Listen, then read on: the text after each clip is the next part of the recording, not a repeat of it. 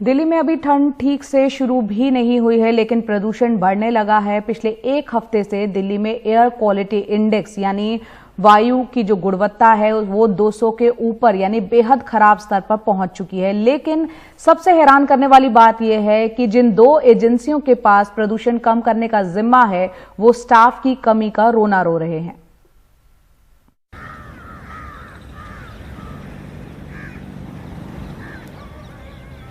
दिल्ली में मंगलवार सुबह भी प्रदूषण का धुआं छाया रहा, तो लग रहा है कि आने वाले दिनों में दिल्ली वालों को कोरोना के साथ साथ प्रदूषण से भी लड़ना होगा। मगर लड़ेगा कौन? दिल्ली में प्रदूषण नियंत्रण का जिम्मा दिल्ली प्रदूषण नियंत्रण बोर्ड का है, लेकिन बोर्ड में ही काम करने वाला स्टाफ ही नहीं है।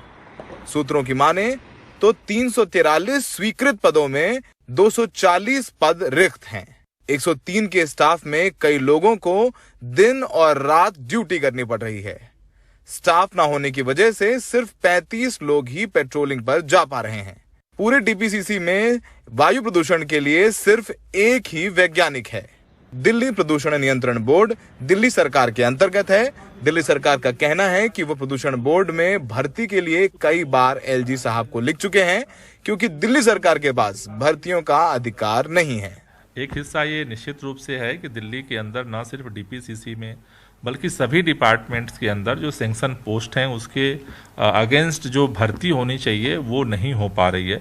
और दिल्ली सरकार चूंकि चुनी हुई सरकार कुछ कर भी नहीं पा रही है, क्योंकि सर्विसेज और जो दिल्ली में डीएसएसबी है वो दिल्ली सरकार के पास दिल्ली मुख्यमंत्री के अंडर में नहीं है।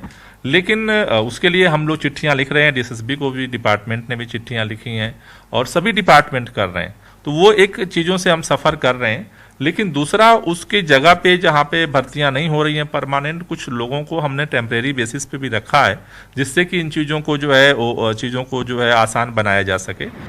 स्टाफ ना होने की समस्या से केंद्रीय प्रदूषण कंट्रोल बोर्ड भी जूझ रहा है।